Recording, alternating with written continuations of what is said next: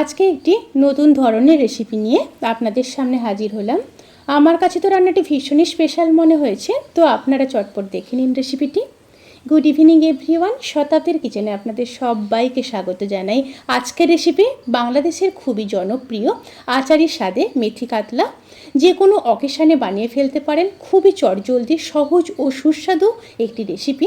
তাহলে চলুন শুরু করা যাক আজকের এই অথেন্টিক রেসিপি। প্রথমে মাছগুলোকে ম্যারিনেট করে নেব। তার জন্য দিয়ে দেব পরিমাণ মতো লবণ, খুবই সামান্য হলুদ গুঁড়ো,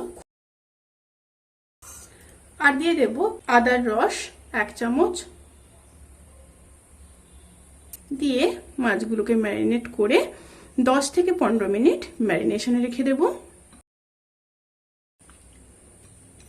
ম্যারিনেশন ডান। এবার একটা মশলা রেডি করে নেব। তার জন্য একটা বোল নিয়ে নিলাম। বোলের মধ্যে দিয়ে দেব 4 চামচ টক দই,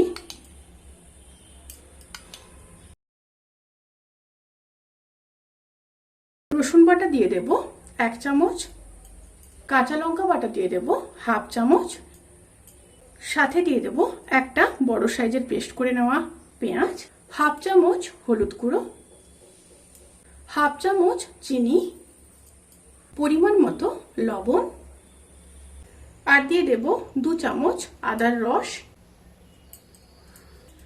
দিয়ে খুব ভালোভাবে মিশিয়ে নেব। সাথে খুব সামান্য জল দিয়ে দেব। জল দিয়ে আবারও খুব ভালোভাবে মিশিয়ে নেব। মশলা রেডি হয়ে গেছে। এবার চলুন মূল রান্নায় ফেরা যাক। এবার কড়াইতে সর্ষের তেল দিয়ে দেব। তেলটা গরম হয়ে গেলে মাছগুলো দিয়ে দেব। মাছগুলোকে খুব ভালোভাবে ভেজে নেব। একটা সাইড মাছ ভাজা হয়ে গেছে, এবার উল্টে দেব।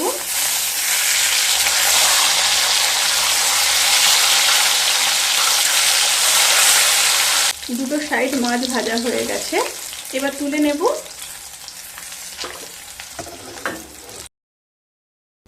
এবার ওই তেলের মধ্যে 1/2 চামচ মেথি দিয়ে দেব, দুটো চেরা কাঁচা লঙ্কা দিয়ে দিলাম, আর সাথে দিয়ে দেব 1 চামচ রসুন।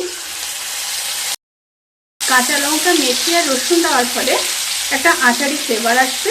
এবার হালকা ভেজে নেব। এই সময় স্টিম একদম লোতে থাকবে।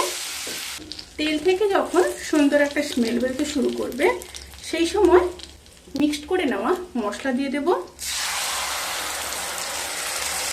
এই সময় স্টিম কিন্তু একদম লোতে থাকবে। লো স্টিমে রেখে দইটা দেবেন, তা না হলে কিন্তু দইটা কেটে যাবে। এবার মশলাগুলোকে খুব ভালো মতো কষিয়ে নেব, তারপর ফিরে আসছি। মশলাগুলো খুব ভালোভাবে কষানো হয়ে গেছে। এবার খুব সামান্য জল দিয়ে দেব। এই রেসিপির ক্ষেত্রে জলের পরিমাণটা একদমই সামান্য রাখবেন। আমি এখানে 3 জনের মতো রান্না করছি, তাই প্রায় 50 ml মতো জল দিয়ে দিলাম। খুব ভালোভাবে মিশিয়ে নেব। ঝোলটা ফুটে এলে ভেজে রাখা মাছগুলো দিয়ে দেব।